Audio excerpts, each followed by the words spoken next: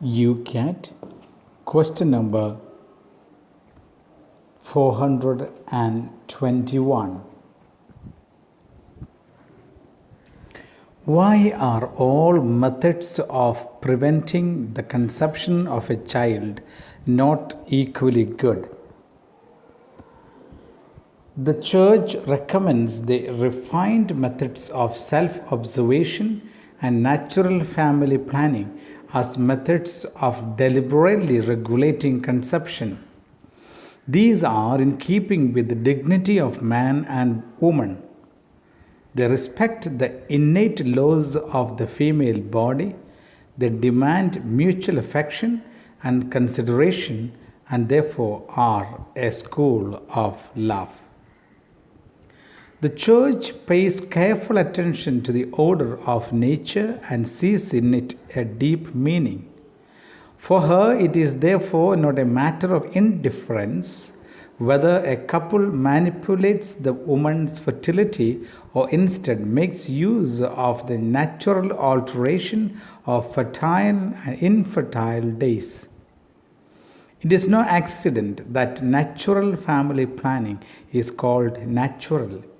It is ecological, holistic, healthy, and an exercise in partnership. On the other hand, the Church rejects all artificial means of contraception, namely chemical methods, the pill, mechanical methods, for example, condom, intrauterine device or IUD, and surgical methods, sterilization. Since these attempt to separate the sexual act from its procreative potential and block the total self-giving of husband and wife. Such methods can even endanger the woman's health, have an abortifacient effect, cause a very early abortion, and in the long run be detrimental to the couple's love life. Natural family planning, a general term for methods of regulating conception that use the signs of the woman's fertility cycle and knowledge about the fertility of the man and woman together so as to achieve or avoid pregnancy. Pope John Paul II describes contraception as opposed to the regulation of births as follows. When couples have recourse to contraception, they manipulate and degrade human sexuality and with it themselves and their married partner by altering its value of total self-giving. Thus, the innate language that expresses the total reciprocal self-giving of husband and wife is overlaid through contraception by an objectively contradictory language, namely that of not giving oneself totally to the other. This leads not only to a positive refusal to be open to life, but also to a falsification of the inner truth of conjugal love, which is called upon to give itself in personal totality.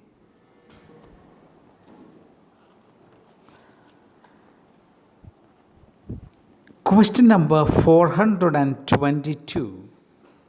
What can a childless couple do?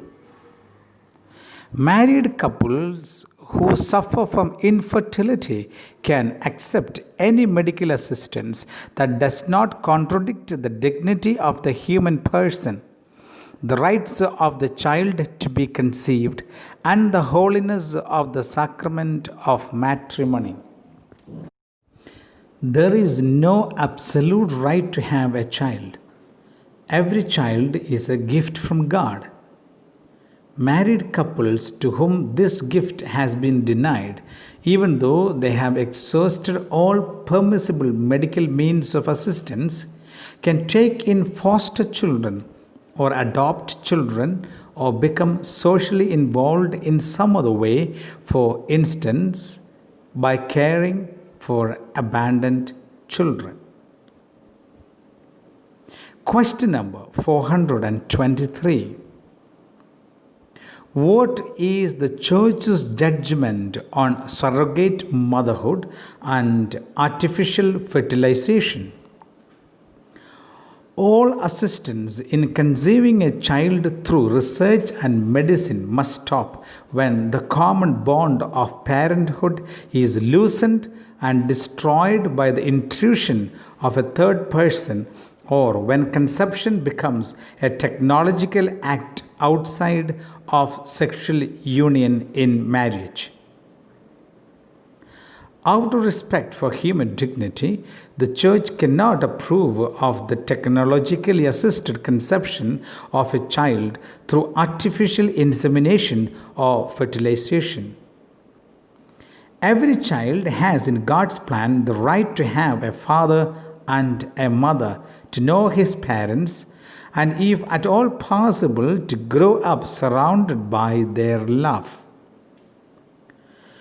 Artificial insemination and fertilization with the sperm of another man and the ovum of another woman also destroys the spirit of marriage, in which husband and wife have the right to become a father or a mother only through the other spouse.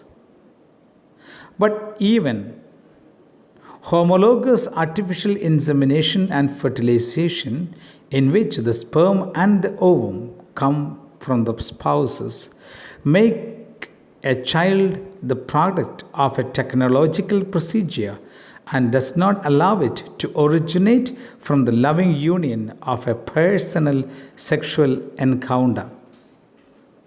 If the child becomes a product, however, then that leads immediately to cynical questions about product quality and product liability.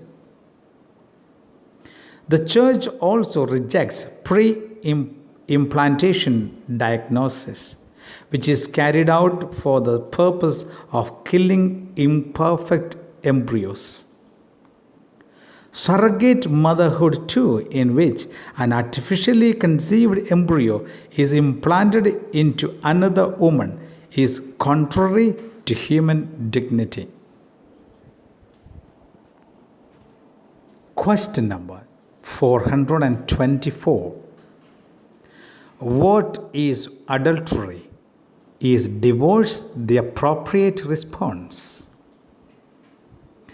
Adultery is committed when two people, at least one of whom is married to someone else, have sexual relations. Adultery is the fundamental betrayal of love, the violation of a covenant that was made in God's sight, and an injustice to one's neighbor.